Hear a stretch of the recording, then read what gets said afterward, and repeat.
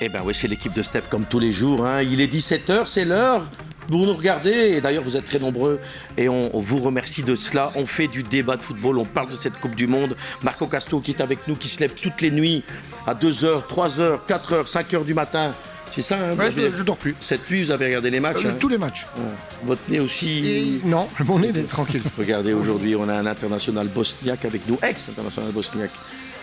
Il est là avec nous, Adnan Kustovic. Ah bah oui, il nous parlera de l'Iran aussi, puisque c'est le dernier coach qui a dû fuir l'Iran. Bon, on en parlera brièvement, mais on va surtout parler de la Bosnie, qui est toujours en route, Adnan, pour se qualifier. Je pense qu'ils sont qualifiés. Ça y est, c'est fait. C'est comme les Belges, on en va parler. Laurent Lautens, il faut toujours un Flamand dans la bande, et on en a un. On le prend parce qu'on l'aime bien, il est sympathique, il est bronzé, regardez, il habite à Knock et passe sa vie à la plage, ce garçon-là. Comment ça va, Julien? Bien, et toi? Il s'appelle Julien de Noël. Mais il n'est pas né au mois de décembre, hein, Adnan, je t'explique. Alors regardez, Emilio Ferreira, une petite touche d'Espagne aussi, d'Amérique latine. Ça fait du bien, hein. Ça va, Emilio? Ça va, merci. Eh bien, et alors, on a un Marocain, on est obligé de parler du Maroc. On va d'ailleurs en parler tout de suite avec Naïm Arabe. Et on va expliquer aussi qui est Naïm Arabe. 300 matchs en division 1. Ah oui, Marco Casto, c'est la génération un peu plus jeune que vous. Il est moins gris. Je dis quelque chose. Vous voyez? Bon, très bien. Alors aujourd'hui, on va parler de quoi? On va parler... est-ce que le Maroc peut être champion du monde? On va en parler d'ailleurs. Bah oui, c'est pourquoi pas. Tout le monde dit que le Maroc pourrait être l'équipe grande surprise et de gagner la Coupe du Monde. Le Mexique, futur outsider. On en parlera avec Emilio, qui a travaillé au Mexique d'ailleurs dans le club américain. Et on va parler forcément de la Bosnie. Est-ce qu'ils sont dans le dur ou pas? Ou est-ce qu'ils vont se qualifier? Est-ce que c'est jouable d'aller plus loin?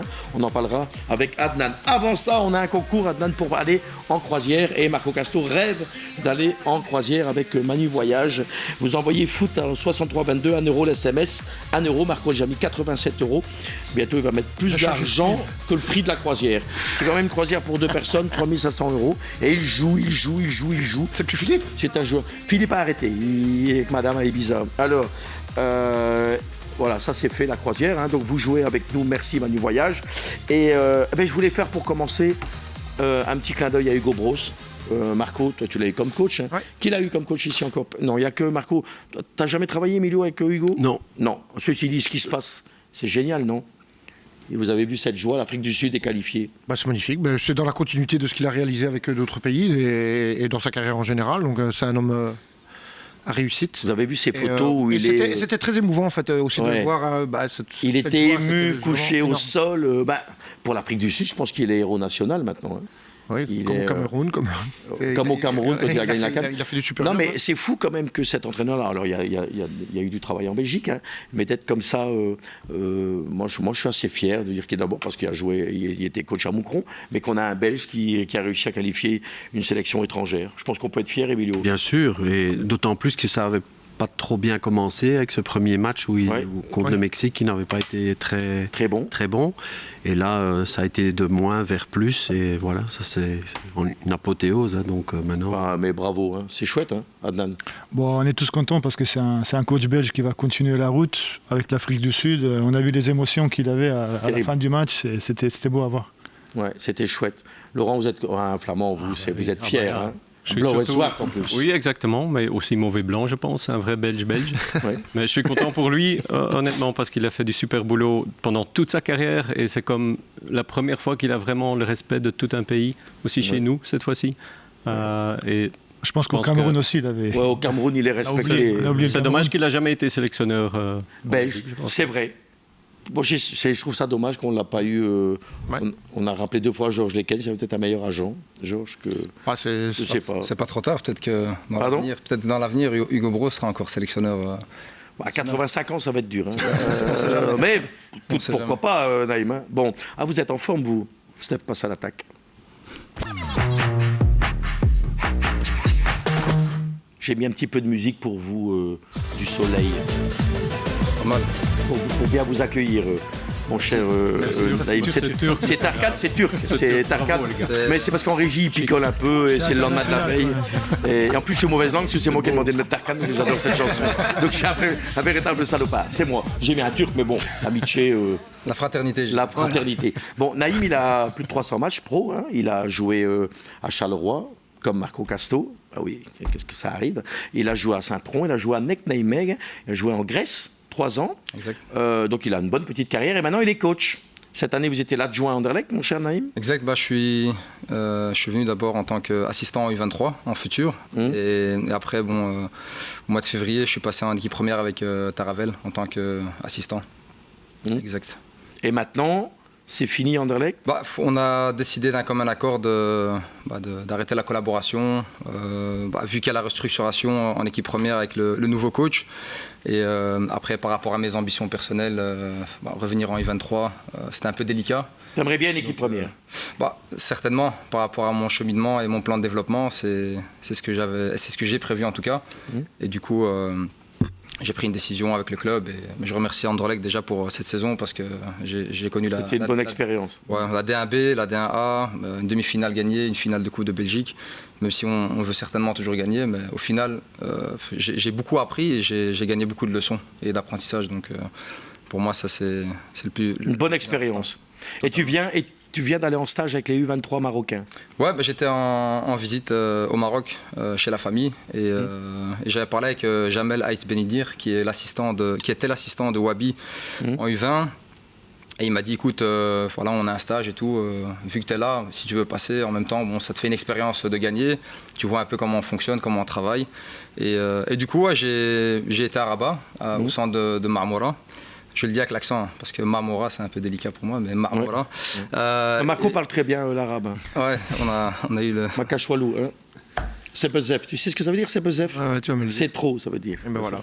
Et du coup, j'ai été au centre et franchement, j'étais impressionné par déjà la grandeur du centre qui est énorme.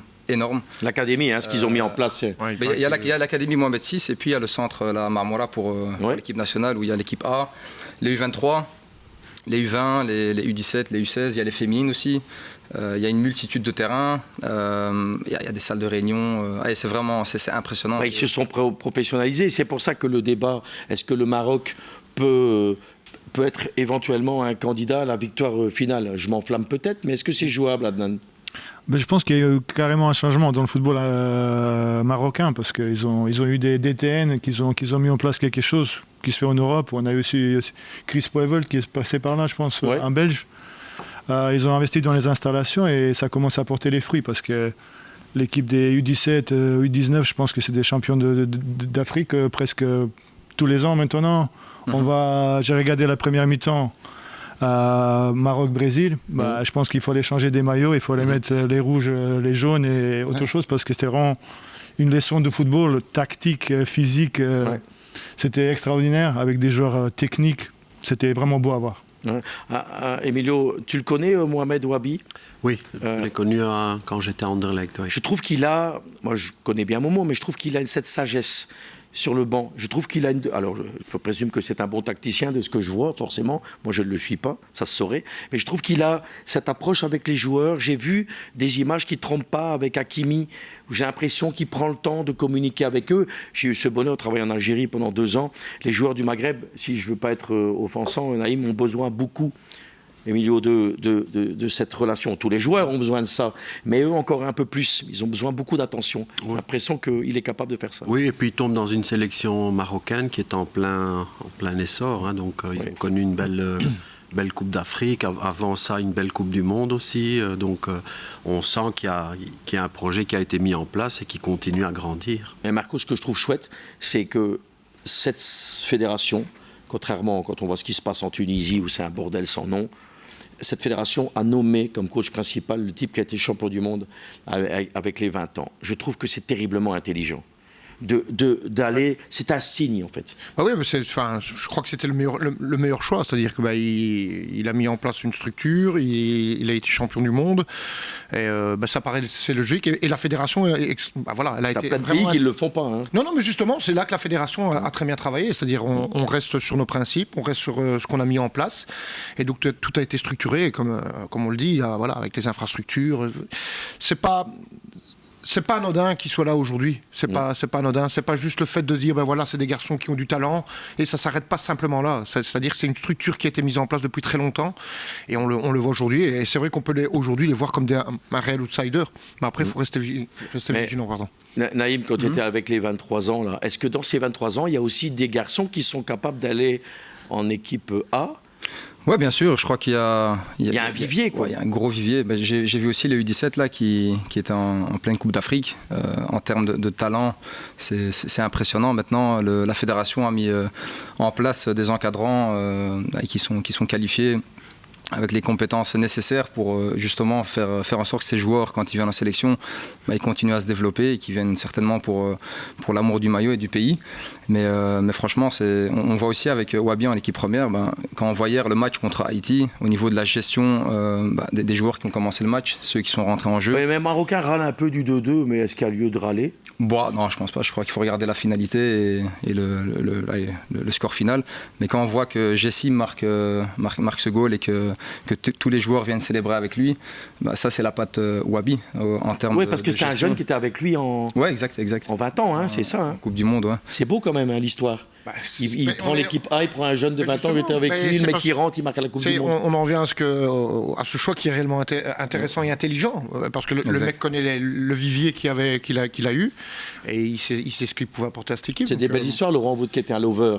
Oui, exactement. Mais je pense, pour revenir à ta question, je pense que peut-être maintenant, ils ne vont pas gagner la Coupe du Monde, mais je pense dans leur propre pays, en 2030. Là, je pense que... c'est en 3 pays. Hein, oui. 6 même. Hein 6 même, parce que les premiers matchs seront en Amérique du Sud. Juste. Ah ouais, il devient fou, Infantino, non? Il est complètement dingue. Dans 6 pays. Ah oui, il y aura des matchs en Uruguay, Argentine, chouette. Paraguay, je pense. Ouais, ça ne va pas coûter cher en plus pour les billets d'avion. Enfin bon, comme ça c'est fait. Bon on a envie de dire, Naïm, comme tu es là, bonne chance hein, au Maroc. Moi, je ne sais pas pour le gagner, comme dit Laurent, mais je pense que aller dans le carré, c'est encore jouable. De ce qu'on a vu, en tout cas. Après, une compétition, elle est longue. Hein. Après, il va dire, non, lui, c'est la Bosnie qui va gagner la Coupe du Monde. Mais on va en parler après de la Bosnie. Bon, vous savez ce qu'on va faire? On va faire le flash pub tout de suite. Flash pub. Foot pub, quoi, je m'en fous. Hein. C'est flash, quoi. Flash foot, flash pub, flash Gordon. Quoi. Flash. On va commencer par le nouveau dispositif des arbitres, dont on a pas mal parlé depuis le début de la Coupe du Monde. Et quand c'est positif, il faut le dire, parce que pas mal de gens trouvent ça bien d'avoir les caméras sur les arbitres, qui sont donc une petite caméra qui est placée ici au niveau de la tempe. Ils ont tous ça. Tous les arbitres ont ça, et ça permet donc d'avoir des nouvelles images pour la TV où on voit... On les voit, hein. Vous aimez bien ça, vous les joueurs, Adnan? Moi, j'ai trouvé ça bizarre pour le premier match que j'ai regardé. Il y avait même des IA qui a fait des trucs où ils se portaient des caméras. Dans 4 ans, 10 ans, ils vont leur mettre sur le dos des choses. Je sais pas, ça fait trop robotisé pour moi. Ouais, enfin moi j'y prête pas attention en fait. Tu prêtes pas attention? Non, parce que voilà, c'est pas ça qui m'intéresse. Mais c'est l'avenir, c'est l'avenir de quoi? C'est déjà mieux qu'en Belgique avec nos caméras de 50 kilos là. Donc mais c'est parce que c'est la police belge qui le fournit aux arbitres. Mais l'avenir de quoi? La modernité, les jeunes, Emilio, non? Et quoi les jeunes, j'ai pas compris. Si, c'est la modernité, on a des possibilités maintenant de mettre des caméras. Il y a 25 ans, on ne savait pas mettre des caméras sur la tête des arbitres. Ok, d'accord. Vous n'aimez pas? Non, c'est pas que j'ai pas dit que j'aimais pas. J'y prête pas attention. Emilio, c'est bien? Ça donne un autre angle. On a l'impression de voir la phase encore plus réelle avec cette caméra. J'avais vu pour le but de Lionel Messi, quand il fait son décalage sur le côté avec la caméra derrière. Je trouvais que c'était beau. Ça rend les actions plus impressionnantes. Caméra plus micro. Il faut vraiment bien parler anglais parce qu'il va falloir que tu l'expliques aussi. Il y avait un petit arbitre qui avait des problèmes avec l'anglais. Mais ça, je sais que vous n'êtes pas d'accord avec moi. Le grand débat que parfois on est en dispute. Cette règle, c'est bien. Voilà. Entre coéquipiers, on peut. Moi, je dis que si tu dois parler sur un terrain, si tu mets la main devant ta bouche, c'est que, hormis sur des consignes tactiques avec le coach, mais non, mais c'est que le mec, c'est pour dire des gros mots ou des insultes. En plus, hier, je ne sais pas si vous avez vu, c'était Ayou avec Bellingham. Mais il y a une embrouille. Ils se tapent, mais c'est une question d'interprétation. Moi, je peux rigoler et t'insulter en même temps. Donc, merci. Vos débats, mais enfin, je comprends un peu, mais si on peut jouer au théâtre et Et c'est admis parce que bon. C'est devenu un peu la normalité en fait de se parler sur le terrain. Tu parles avec le coach, c'est un réflexe qui est assez dur. Marco Castro il dit mieux, à l'époque on s'insultait, c'était normal. Bien sûr, ça faisait partie du truc. Ah oui, toi tu confirmes aussi. Je confirme. Putain, je suis foutu avec eux. Moi j'essaye de dire à tout le monde que je trouve ça une bonne nouvelle parce que quand t'as pas envie d'être gentil à quelqu'un, tu dois pas dire. Je préfère les caméras. Julien, je t'aime bien, ou bien je fais ça si c'est pour l'insulter quoi. Sinon, je lui dis, Julien, je t'aime bien comme ça, j'ai pas besoin de mettre ma main pour dire que je l'aime bien. C'était pas ça le sujet, mais enfin, ça, on en reparlera. Bon, d'accord, de toute façon, on est foutu avec vous. À la suite. Pour revenir sur les caméras, ça a aussi un rôle pour la formation des arbitres, parce que ça permet de voir leur angle de vue et donc de corriger s'ils sont mal placés. Ça, c'est pas mal. S'ils regardent mal l'action, etc. Et donc pouvoir aussi améliorer l'arbitrage. Puis alors, forcément, il y a toutes les décisions VAR qui sont expliquées avec l'arbitre qui vient expliquer. Alors, comme on l'a dit, il faut bien parler anglais parce qu'il y en a certains où c'était pas toujours très compréhensible. Ouais. Mais voilà, globalement, les gens sont Mais ça, je trouve bien quand il y a une phase litigieuse, au lieu de décider l'arbitre sans parler, un peu comme en NBA, où les mecs, ils expliquent pourquoi ils refusent l'action ou le but. Ça, je trouve ça bien. Au moins, on sait. Après, j'ai trouvé l'arbitrage était très très bon jusqu'au. Moi, je trouve que depuis le début de la Coupe du Monde, l'arbitrage est bon. Encore 2-3 phases, mais voilà. Ça, c'est normal sur mais dans l'ensemble. Mais effectivement. L'arbitrage est bon. Ouais, mis à part quelques semelles, qu'en Belgique on siffle toujours, ou des pénaltys aussi, mais bon, après c'est de nouveau une question d'interprétation, de sentiment. Et puis ça peut être, on sait qu'au niveau international, tu laisses un peu plus jouer généralement. Donc l'injustice par rapport à un corner ou des choses comme ça, avec le ballon qui aussi donne les informations, est-ce que c'était corner ou pas corner. Ça c'est compliqué. Oui, mais je trouve que c'était bien. Plusieurs fois, l'arbitre ne voit pas, mais il reçoit l'information et il change la décision. Le goal du Maroc hier, on sort, mais pas complètement. Et Emilio, c'est un plus, cet arbitrage-là ? Oui, moi j'ai du mal avec le wait and see. Donc ça, j'ai du mal. Pour le hors-jeu ? Oui, par rapport à ça, il y a beaucoup, parce qu'on parle ici d'amélioration, etc. Ça t'as du mal. J'ai du mal parce que parfois c'est même dangereux. Ouais. Il y a deux joueurs qui vont participer à une action qui est au départ, il y a hors-jeu ou que sais-je, et ils continuent sur leur élan, et je trouve qu'il y a parfois des limites.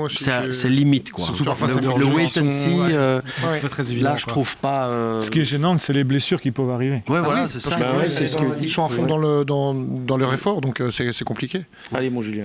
Donc voilà, on peut se dire que l'arbitrage va globalement dans le bon sens ici à cette Coupe du Monde. Et alors, autre sujet, les joueurs de plus de 40 ans qui font de la résistance à cette Coupe du Monde. On a vu Cristiano Ronaldo qui a marqué, qui est devenu le deuxième plus vieux joueur à marquer derrière Roger Mila, mais il y en a d'autres, des joueurs de 40 ans à cette Coupe du Monde. Ochoa qui a joué hier une quinzaine de minutes. Qui est passé par le Standard.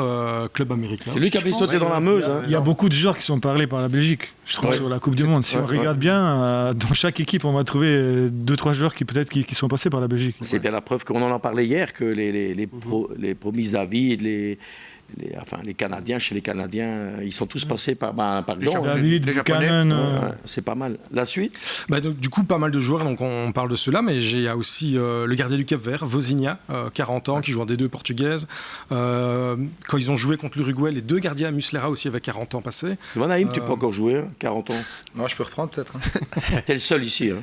Parce que les autres, ils sont trop vieux. Alors. Hier, la Bosnie, Edin Dzeko, qui a failli marquer aussi. Donc ça montre quand même une certaine évolution. Dzeko, c'est votre copain, vous avez joué avec. Ce qui est Messi pour l'Argentine, ce qui est Ronaldo pour le Portugal, c'est Dzeko pour nous, Modric pour la Croatie. C'est Modric aussi, 40 ans. Hier, de nouveau aussi, et comment gérer ces joueurs qui ont plus de 40 ans ? Parce que quand ils sortent, j'ai la chance. Un petit scandale. Est-ce que c'est par rapport au match, par rapport à des choses, ou par rapport au choix tactique du coach de le changer ? J'ai la chance de t'avoir. Moi, j'ai toujours aimé Dzeko. Il est comment, Dzeko ? Parce que tu as eu une dizaine de sélections. Extraordinaire. Quand j'ai marqué mon premier but pour la Bosnie, c'était Bosnie-Turquie. C'était son premier match pour l'équipe nationale. Et j'ai vu un extraterrestre qui était bon de la tête. Pied gauche, pied droit. Il avait une finition extraordinaire. Et puis la carrière qu'il a fait après. Juste énorme. Champion de Bundesliga, champion de Angleterre, joué en Italie aussi. Il a fait avec l'Inter. Avec l'Inter, ouais. C'est un bon gars. Super. C'est-à-dire, c'est vraiment quelqu'un qui, quand il y a des nouveaux arrivants en équipe nationale du Belgique, c'est lui qui fait qu'il se sent bien dans l'équipe nationale. Laurent, tu voulais rajouter quelque chose ? Oui, je pense pour revenir au sujet, les gars de 40 ans, ça se voit qu'ils sont beaucoup mieux préparés physiquement, mentalement, qu'en termes de nourriture, en termes de récupération, que ça se voit qu'il y aura de plus en plus de joueurs qui vont tenir jusqu'à peut-être 45 ans. Des joueurs de 40 ans, bientôt dans 10-15 ans, des mecs de 40 ans seront normal. T'as joué avec Dzeko. C'est terrible ça. Moi, je suis encore comme les petits garçons. Moi, tu sais, j'ai collectionné les Fellini. Ah oui, mais j'adore ce joueur. Je trouve qu'il a la classe, quoi. C'est bien. Moi, j'ai joué en match amical avec Casto. Chacun son truc. Alors, la suite. On a parlé d'Hugo Bros et de l'Afrique du Sud. Et pour eux, c'est une première de passer la phase de groupe. Il y a d'autres pays qui ont connu des premières comme ça à cette Coupe du Monde. Avec 48 équipes, forcément, il y a eu des nouveaux pays. L'Ouzbékistan, la Jordanie, Curaçao, Cap-Vert.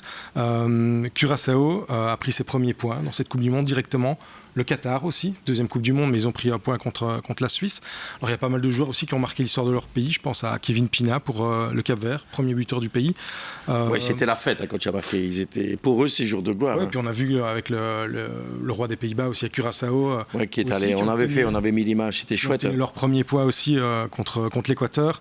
Les Canadiens qui ont explosé le Qatar pour leur première victoire à Coupe du Monde, ça aussi c'est marquant. Donc voilà, c'est une Coupe du Monde. Il y a pas mal. Le mot explosé pendant cette Coupe du Monde, on évite. Oui, mais on est aux États-Unis, on va éviter de faire les cons. C'est tout. Comment il s'appelait le gardien de l'Iran qui a une histoire pas possible aussi. Beiranvand. Qui a une histoire de dingue. Il a commencé très tard. Ses parents ne voulaient pas qu'il soit footballeur. Il a dû partir à l'étranger pour devenir gardien. Je trouve que c'est des fameuses histoires. Moi, je trouvais ça une belle histoire. Je connais pas l'histoire, mais je sais qu'il est passé par la Belgique aussi. Il est passé par Antwerp. Il est passé par l'Antwerp. Oui. Ou c'était pas toujours fameux. Bah oui, mais il est quand même là. Vous y êtes, vous? Alors, fameux. On se rappelle plutôt de ces ballons qu'il jetait avec sa main de l'autre côté. C'était ça exactement. C'est fini? C'est fini. Vous n'avez pas bossé beaucoup? J'ai regardé les matchs jusqu'à 5h du matin. Bon, vous savez ce qu'on va faire. Vous faites comme le camarade ici à côté. Hein. Vous savez ce qu'on va faire? On va faire Vue de Flandre avec Laurent. Qu'est-ce qui se passe, Laurent, en Flandre? Qu'est-ce que vous voulez parler? Il se passe plein de choses en Flandre, mais j'aimerais bien parler de l'intelligence émotionnelle de certains entraîneurs. Aujourd'hui, un entraîneur, c'est souvent, on parle de tactique, de data, etc. C'est très rationnel.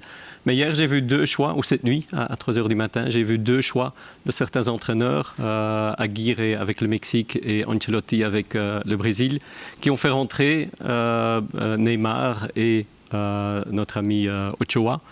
Et c'était des changements qui n'étaient pas nécessaires pour le match, mais qui ont été mis en place par un entraîneur qui, à mon avis, comprend qu'une Coupe du Monde, le respect aussi d'une carrière. Mais aussi, je pense qu'ils font ça pas seulement par respect, je pense qu'ils font ça pour donner un petit peu d'émotion positive dans ce groupe, et aussi dans les médias, et aussi pour un peuple. Je pense qu'une Coupe du Monde, c'est souvent aussi un peuple qui se met derrière une équipe nationale. Et je pense que ce genre de changement, c'est intelligent pour moi. Emilio, ça fonctionne, ces changements-là, pour dynamiser un groupe? Si les mecs sont aimés dans le vestiaire. Oui, mais ce qu'il y a, c'est qu'ils sont déjà qualifiés avant le 3e match. Ouais, c'est ça. Donc ça facilite évidemment le choix de l'entraîneur et pour titulariser certains joueurs. Au Mexique, je pense qu'il a aligné tout le noyau, lui. Ils sont 26, je pense. Les 26 joueurs ont participé. Les 26 ont participé. Les 26 joueurs ont participé c'est fou, ça. Au moins participé quelques minutes au match, dont Memo. Je trouve ça intelligent. Ouais. Sur Ochoa, les images. C'était beau parce que c'était peut-être son dernier match professionnel. Je ne sais pas s'il a arrêté sa carrière, mais... il a dit qu'il arrêtait. C'était chouette. Ouais. C'est bien de pouvoir rendre ça à des joueurs qui ont beaucoup, beaucoup donné. La star au Maroc, c'est Hakimi? C'est lui? On parlait de Dzeko, tout ça. Est-ce que le peuple, c'est l'idole numéro 1?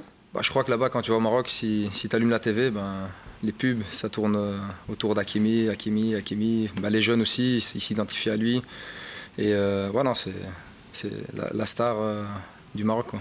C'est lui? Ouais, Hakimi. Bon, très bien. C'est tout pour la Vue de Flandre. Vous avez terminé, Laurent?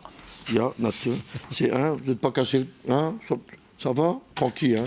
Oui, la vie est belle. Alors, je suis déjà nerveux pour samedi. Naïm, tu sais qu'ici, Marco Castro me coûte très très cher. Ok. Et donc, je suis obligé de mettre de la pub.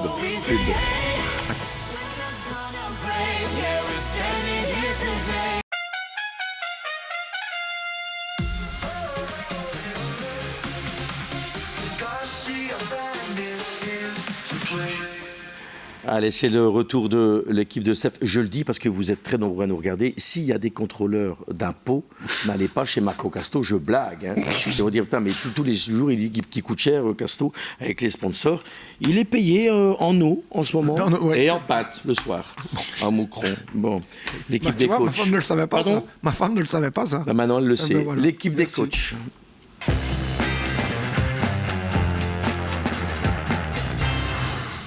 Alors, est-ce que vous savez, les amis, mon cher Adnan, que M. Emilio Ferreira, dans sa vie, parce qu'il en a fait beaucoup, il a beaucoup voyagé, mais il a travaillé au Mexique, sous M. Benaker, qui était quand même une sommité. En 93-94, oui. Et vous venez de Provincial à ce moment-là? Oui. J'étais au Racing de Bruxelles, oui. Ouais. Et alors, s'il y a un agent qui fait que vous allez là-bas? C'est un agent qui fait que je vais là-bas et... Et vous n'aviez jamais vu Benaker? Jamais. Mais Emilio, je ne sais pas pourquoi je vous vois, je viens fou moi. Mais Benaker, quand tu le rencontres, il se dit pas qu'est-ce qu'on me ramène, un belgo Ben non, et tout le monde pensait il est là pour traduire, mais en fait Benaker parlait mieux espagnol que moi. il avait entraîné le Real de Madrid le Real Madrid, on dit pas le Real de Madrid. Le Real Madrid pendant des années, donc non, c'est vraiment comme quoi il faut parfois avoir la chance d'avoir quelqu'un qui vous connaît, et moi je suis arrivé, c'était vraiment ça fait rêver Naïm, ça. Comment tu l'as connu Moi je l'ai pas, en fait j'ai connu cet agent qui avait mis Benaker là. Et donc il m'a appelé parce qu'il cherchait un adjoint, donc je suis allé là, mais j'étais très jeune, j'avais... Et ça c'est bien, tu avais quel âge? 27 ans. 27 ans, l'adjoint de Benaker, c'est beau quand même, non? Ouais, et ça s'est bien passé? Oui, bah évidemment sur le coup, vous ne vous rendez pas compte je ne m'en rendais pas compte de la chance que j'avais, parce que c'était vraiment... J'ai été éduqué moi par lui. Par ses causeries, comment il préparait un match, comment il entraînait aussi. Donc j'ai évidemment beaucoup... j'ai eu la chance très tôt d'avoir eu quelqu'un qui m'a montré ce que c'était le professionnalisme. Et aussi dans un pays où déjà, parce que c'était en 93-94, donc un pays où il y avait des infrastructures magnifiques. C'était des centres d'entraînement splendides. Déjà à l'époque? Oui, vraiment, c'était le professionnalisme à fond, quoi. Et donc, ce club américain est... Ah ben c'est le plus grand, Donc moi, le premier match qu'on fait là, enfin que je fais là, parce que la saison avait déjà commencé. Moi, je suis arrivé en septembre, je crois, et donc la saison avait déjà débuté. Et le premier match, on est dans les vestiaires du stade Aztec, donc en dessous. Et vous êtes dans les vestiaires et vous entendez le bruit. C'est incroyable. 100 000 personnes. Bon, il n'y avait peut-être pas 100 000, mais il y a eu un match où on a eu... les gros matchs, il y a América-Guadalajara, ça c'est le classico. Là, c'est 100 000. Là, c'est rempli le stade. Ça a changé de Bruxelles. Rempli. Bah oui, quand on vient de Provincial, évidemment, c'est... Et c'était évidemment une bonne chose et aussi une moins bonne chose, parce que j'ai été éduqué très vite dans ce que c'était le professionnalisme. La rigueur, la discipline. Et puis j'ai pris ça avec moi, mais... En Belgique, c'était pas ça toujours, passait pas tout le temps. Ça passait pas tout le temps. C'est ce qu'on disait, que tu étais assez strict et sévère. Par exemple, j'ai importé des tas de choses de là-bas. C'est un Par exemple les vidéos. Moi, j'étais, je pense, un des premiers à faire les vidéos. Avant, en Belgique, il faut se mettre à l'époque, c'était une cassette VHS et on appuyait play et stop, on va montrer ça, puis de nouveau, on réembobine pour montrer la phase. Non, là-bas, c'était déjà des coupures d'images, des séquences, on sélectionnait des choses. Donc ça, on a importé. Et les terrains d'entraînement aussi. Le terrain d'entraînement... je pense que c'est aussi de là-bas, par des zones. On délimitait les entraînements avec des zones, avec des bandes élastiques. J'ai été aussi, je pense, un des premiers à le faire en Belgique, et maintenant, pratiquement tout le monde Et après, tu es resté longtemps en contact avec M. Benaker? Il est venu me revoir quand j'entraînais Bruges. Il est venu voir un match, mais je me suis pas rendu compte sur le moment même de la chance que j'avais. J'étais trop jeune, j'étais un peu, je pense, stupide, ou je me suis pas rendu compte de la chance que j'ai eue de côtoyer une personnalité pareille. Et encore une fois, sa manière dont il gérait un groupe, ses causeries, C'était exceptionnel. Ouais, alors le football mexicain, ils ont 9 points sur 9. C'est surprenant pour toi ou pas? C'est surprenant. Moi, je suis surpris du dernier match qu'ils ont gagné là contre la Tchéquie. Les 2 premiers, c'était un peu difficile. Mais ici, Tchéquie, c'est quand même un adversaire un peu plus sérieux. Et toujours le pragmatisme. Ils ne font pas des grands matchs, mais ils gagnent. Donc ils peuvent aller plus loin ou bien ils vont être freinés à un moment? Ils vont être freinés. Je pense qu'ils vont être à un moment. Qui a regardé le Mexique? Moi. C'est vrai? Non, c'est normal, il était debout toute la nuit. Mais moi, je rejoins un peu Emilio. Ils sont sympas, les Mexicains, mais c'est pas une équipe qui m'a sublimé. Pareil, moi, je les vois pas. Enfin, pour avoir vu leur premier match, qui était intéressant, mais pas spectaculaire.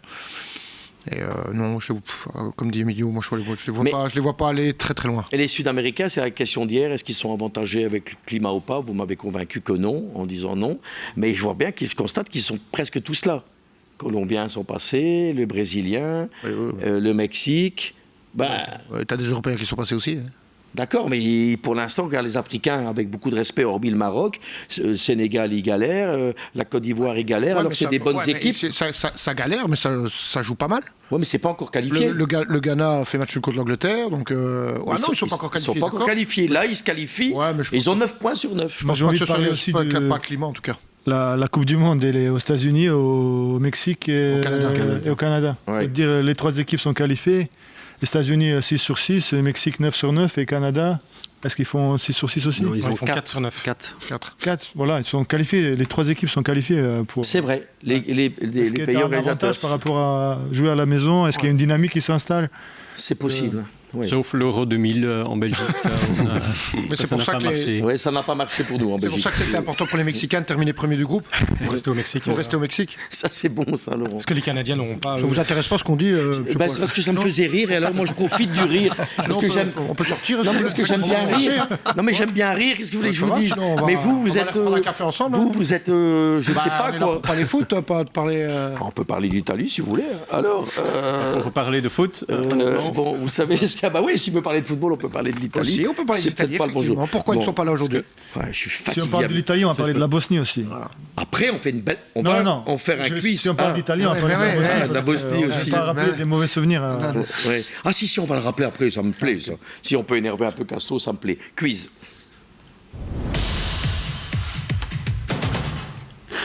Bon, on va vraiment en parler de Bosnie-Italie. Oui, continuez. Alors, quiz. Donc, les gars, vous connaissez le principe, mon cher Emilio.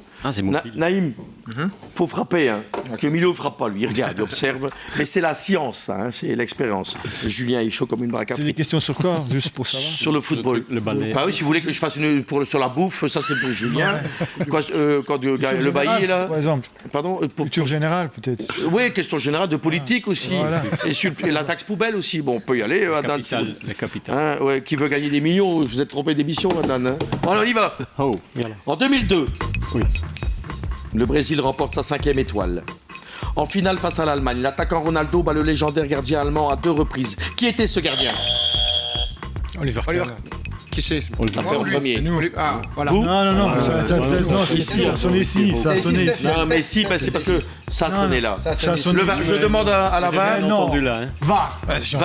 VAR directement. J'ai rien entendu là. Casto est rentré dans Casto, à gauche, c'est Marco? Oui. Non, c'est ici, c'est gauche. Non, l'autre côté, c'est l'autre gauche. Donc là-bas, ils te disent. Ils sont torchés en régie. Ils ont la gauche de la TV, quoi. Donc, Oliver Kahn. Un point, Oliver Kahn. Question 2. Allez, ils sont bien là, à 2 pour tricher. Question 2. Lors de l'édition 2006, l'Italie bat la France au tir au but en finale. Quel était le score à la fin du temps réglementaire et des prolongations? 1-1. Bien joué. Ils ont été plus rapides, mais on l'avait. Ouais. Mais il ne va pas votre bazar, tapez un peu. Facile, hein. D'habitude, vous tapez comme un fou, là, vous faites une petite touchette. Juste pas appuyer. 1-1. Question 3. Bien joué, Adnan.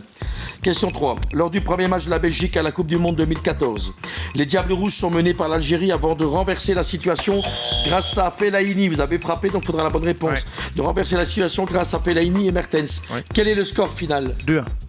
Ouh, il est en forme, le Casto. 2-1. Bonne réponse, par contre, Casto. 2-1 pour l'instant. Casto, il s'occupe de la Belgique, moi, du reste. Et t'as étudié cette nuit ou quoi? T'as lu tes livres? Question 4. La réponse. Allez les gars, il faut égaliser. Il attend pas la fin de la question et puis tu finis la question. T'as qu'à faire le même. Ok. Non. Mais non, parce qu'après, si vous appuyez, vous avez une mauvaise réponse, vous avez perdu d'office. Hein. Quand on tape, on doit avoir la bonne réponse. T'as pas donné les règles dès le départ, Stéphane. Pardon? T'as pas donné les règles dès le départ. Ça y est, il va commencer aussi. Ben voilà, mais il a raison. Chez la foire ici. Mais ça, c'est depuis le début, ça. De toute façon, les anciens joueurs, Ça m'étonne, mais bon.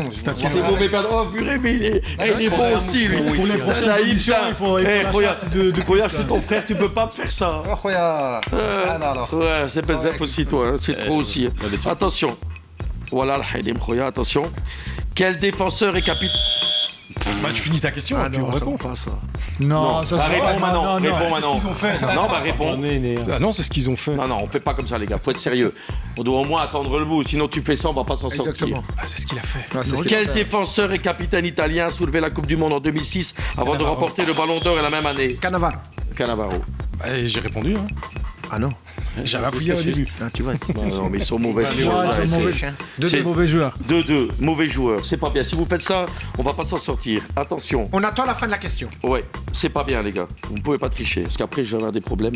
Je crois rien à l'école ici. Non, commencez pas. La finale de la Coupe du Monde 2018 a vu la France triompher face à la Croatie dans un match très prolifique. Quel était le score final? 4-2. 4-2. Ah, victoire. À Quand droite, je joue les 3-2. règles, c'est plus facile. Hein. Ouais, oh, bah non, mais vous aussi.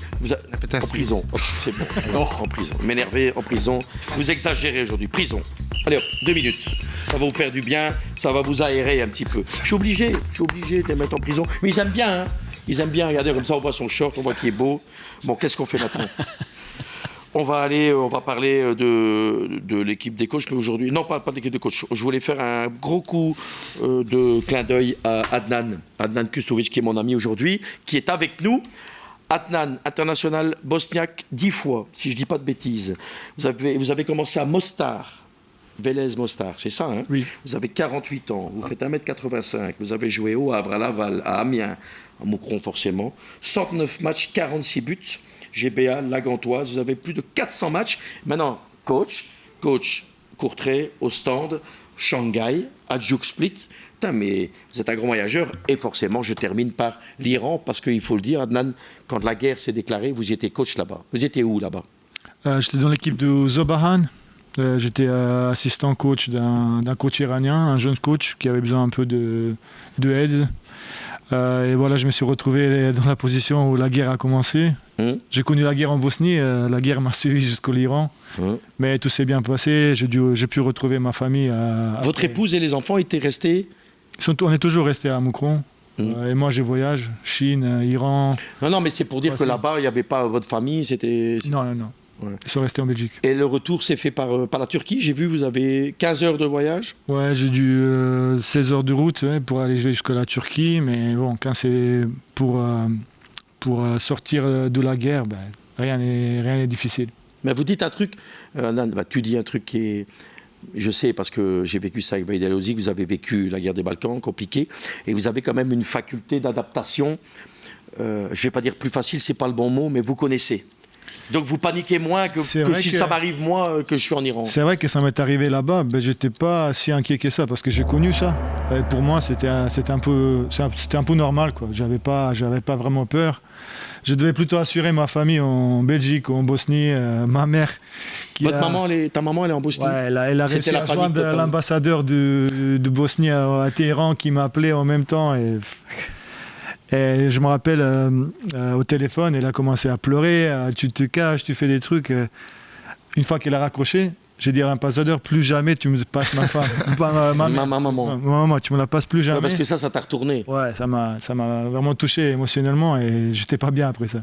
Ouais. Bon, je présume que le voyage donc, a été pénible. Là, t'es rentré. On en est où maintenant avec ta relation avec l'Iran pour le foot? Ça s'est arrêté? Non, j'ai connu vraiment un beau pays avec des gens qui sont extraordinaires. On ne connaît pas, on a une mauvaise image d'Iran, mais c'est vraiment des gens bien. Et je suis en contact avec mes amis.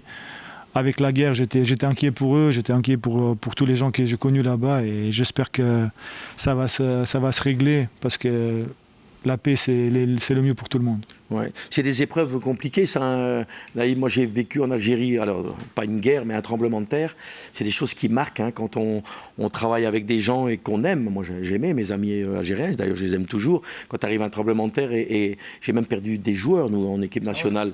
C'était des joueurs locaux, mais qui ont perdu leur famille et dont un qui était décédé. C'était compliqué, ça marque une vie. Enfin, je présume, toi tu connais ça avec malheureusement ce qui s'est passé en Bosnie, mais je trouvais ça intéressant qu'ils racontent. Et ce que je trouve intéressant, Emilio, c'est qu'ils nous disent aussi que le peuple iranien sont des gens adorables, parce qu'on est en train parfois de faire des caricatures. Alors les gens souffrent en Iran, il faut être honnête, par rapport à un système. Laurent. Souffrent, mais vraiment il faut y aller pour voir comment les gens ils sont là-bas. La situation économique, oui, c'est sûr que c'est pas... Est-ce qu'ils ne sont pas opprimés? Est-ce que ce qu'on raconte sur les dames, les femmes? Oui et non. Parce qu'en fait, on voit des femmes qui sont médecins. On a une image de la femme iranienne qui est voilée, que toutes les femmes elles sont avec un hijab. En fait, 50% des femmes là-bas, ils n'ont rien sur leurs cheveux. C'est aussi une question de montrer qu'ils sont... Ils veulent défier un peu veulent défier le pouvoir en place. Moi, ils m'ont beaucoup surpris avec le message qu'ils ont laissé dans le vestiaire après le match contre les Belges à Los Angeles. Ils ont laissé un petit mot dans le vestiaire en disant on vous remercie pour l'hospitalité, de votre gentillesse. C'est génial. Ça, je trouvais vraiment un grand moment de classe et ça confirme ce que dit Adnan. Ce qui a été Adnan terrible, c'est la manière comment on les a reçus aux États-Unis. On les a traités vraiment, excusez-moi, mais comme des animaux. Ils n'ont pas pu être aux États-Unis, on les a foutus au Mexique. Je trouve, ou spécialement, on les a traités comme ça, mais j'ai vu aussi des autres équipes qui sont arrivées et qui se sont fait... Sénégal. Par des chiens qui fouillés comme si les Sénégalais fouillaient comme si... et puis les autres images de l'Espagne qui arrivent au Mexique avec des sombreros et la musique qui les attend, c'était... Il y a une espèce d'illogisme, mais on a quand même... Enfin, je sais que je peux heurter, mais il y a quand même là une certaine clique aux États-Unis qui sont racistes. Non, mais il faut dire le chose. Moi, ce qui m'a choqué pour mes amis sénégalais, ils ont été fouillés sur du tarmac à plat ventre. Naïm, on ne fait pas ça. L'Ouzbékistan, à la sortie du bus.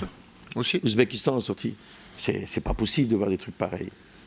Ouais, c'est triste maintenant. Voilà, c'est des choses qui se passent et malheureusement. On est obligé de faire avec, malheureusement. Et j'y trouve aussi la position de la FIFA qui n'était pas très extraordinaire par rapport à l'arbitre africain. Le Somalien qui n'a pas pu arbitrer.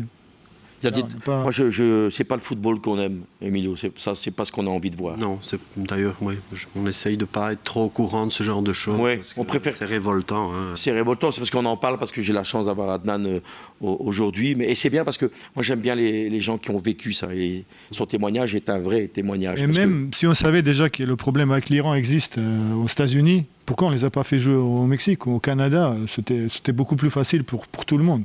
Bien sûr, et la FIFA aurait pu intervenir pour cela.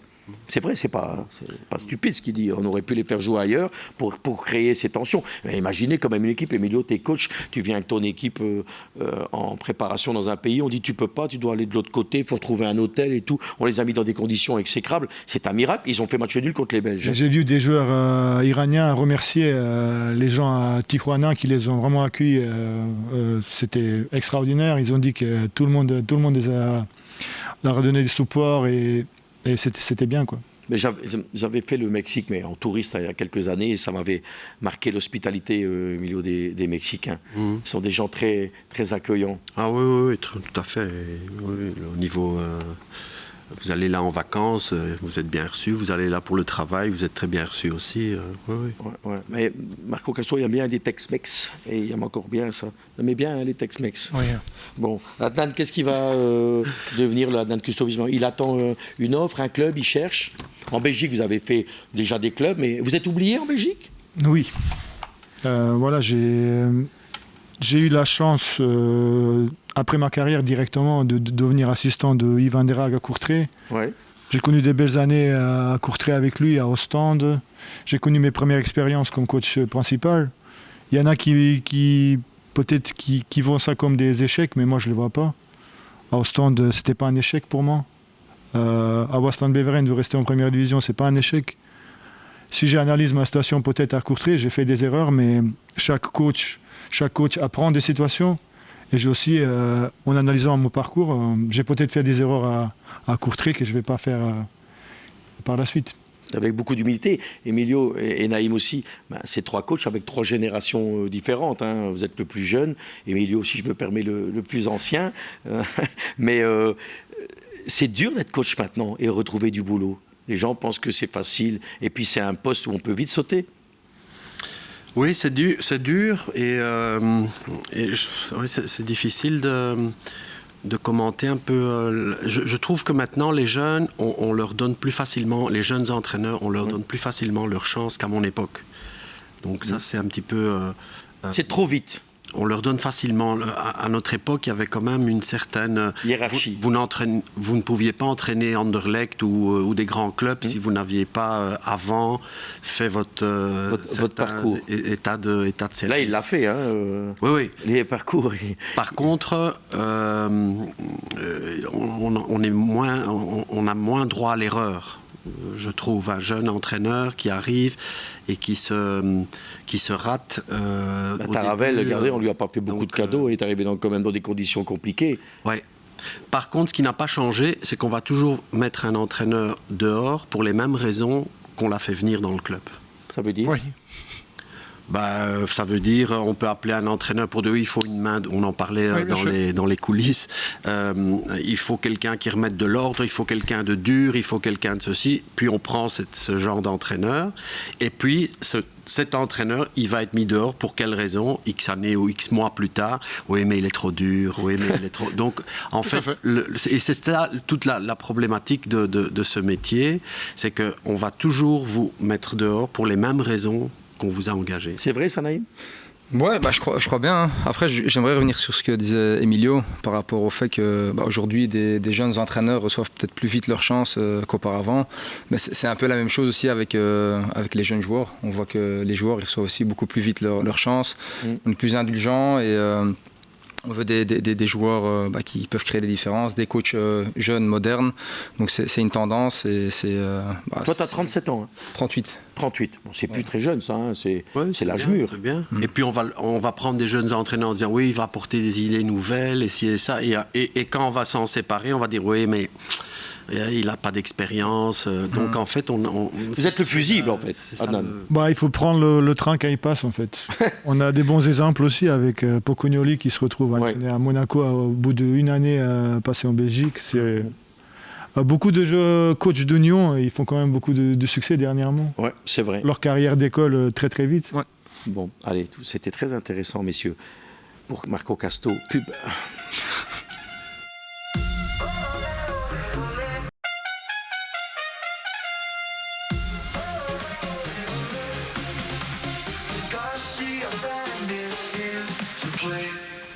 C'est la dernière partie de l'équipe de CEF. C'était très intéressant. On a une fois des autres regards. Et je trouve que c'est chouette que tous les jours, on vient. Ça fait toute la semaine que vous êtes avec nous, Emilio. Et on parle de plein de sujets. Et des sujets intéressants. Les gens ne connaissent pas. Nos téléspectateurs, ils sont passionnés de football et la vie de coach. Et je trouvais que c'était intéressant avec 3 générations différentes. Mais c'était très chouette. Moi, ça m'a beaucoup plu. C'est pour ça qu'on est là. Ah, le râteau de Marco Casto.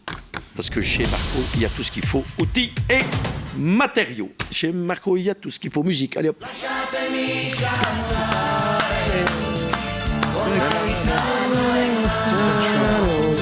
Pardon ? Tu me donnes chaud. Tu n'aimes pas ça ? Si, je te donne chaud. Ouais. Ben, je t'ai mis une petite chanson italienne. Super. Ouais. T'aimes pas ? Si. Mais t'arcanes un petit peu de musique du Maghreb et on te fait plaisir et ça va pas. Lui était content tout à l'heure. Je suis content. Il m'a dit merci, même si c'était des Turcs qui a dit merci. Merci Stéphane. Bon, très bien. Allez, votre râteau. Vous avez parlé de quoi ? Mais c'est pas un râteau. Non, au contraire, c'est un coup de cœur. Un petit coup de cœur. Je crois que ce qui m'a plu, on en a parlé juste un peu avant, mais c'est le retour de Neymar. Sur le terrain et en équipe nationale. Je crois que ça a été compliqué pour lui cette saison-ci dans son club. Il a eu des blessures, donc c'était pas évident.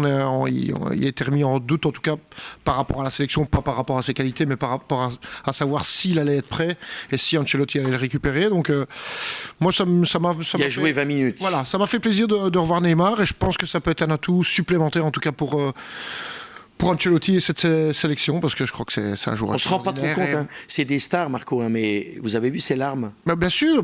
Ça veut dire qu'on peut dire ce qu'on veut, il y a de l'émotion, quoi. Bien évidemment, je crois que quand on représente, et que ce soit pour n'importe quelle sélection, je crois que quand on représente son pays, c'est quelque chose d'extraordinaire. Et d'autant plus pour un Neymar, on sait bien la ferveur qu'il y a au Brésil par rapport à sa personne et à la sélection, je crois que pour lui c'était quelque chose d'extraordinaire, parce que je crois qu'à un moment ou l'autre, il y croyait pas spécialement non plus de se retrouver dans cette sélection. Donc, en tout cas, moi, ça m'a fait plaisir de le revoir et j'espère qu'on va le revoir dans les meilleures conditions. Et ces premières 20 minutes-là m'ont fait plaisir, en tout cas. Adnan, les gens ne se rendent pas compte, mais un joueur, parfois je dis n'importe quoi, les joueurs qui sont blessés, on les allume, ils font semblant. Il n'y a aucun joueur qui fait semblant d'être blessé et c'est quand même pas grave. C'est dur un joueur qui est blessé pour revenir, mais qui accumule les blessures. Ça c'est vrai, mais par contre, moi j'aurais peut-être posé la question par rapport à ces joueurs expérimentés, Lionel Messi, Neymar, Ronaldo, Dzeko ou autres. Voilà, on sait toujours qu'il y a cette expérience-là, c'est des ballons d'or. Mais, exemple, Messi avec l'Argentine, en fait, toute l'équipe, elle est derrière lui. Quoi qu'il arrive, il court pas et tout ça, il est derrière lui. C'est vrai qu'il a mis déjà 5 buts en 2 matchs. Tous les buts de l'Argentine, c'est lui qui les a mis. Par contre, exemple Ronaldo, ça ramène plus des problèmes qu'autre chose. Neymar, on parle que de Neymar par rapport à toute cette sélection brésilienne. C'est toujours, est-ce que Neymar va revenir et on ne parle pas des autres joueurs. C'est ça que tu veux dire. Je ne sais pas ce que ça amène vraiment à l'équipe brésilienne. Il a été blessé, beaucoup de blessures sur les 3 quarts dernières années. C'est pas forcément un plus pour toi. Pour moi, c'est pas un plus. Emilio ? Je pense que dans le cas de Neymar, ça a été un plus parce qu'il a réveillé Vinicius indirectement.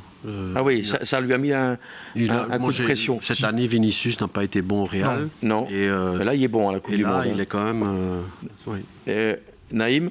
Je ne suis pas trop d'accord par rapport à Ronaldo, parce que quand on voit le dernier match, qui laisse le coup franc à... C'est Mendes, c'est ça ? Oui.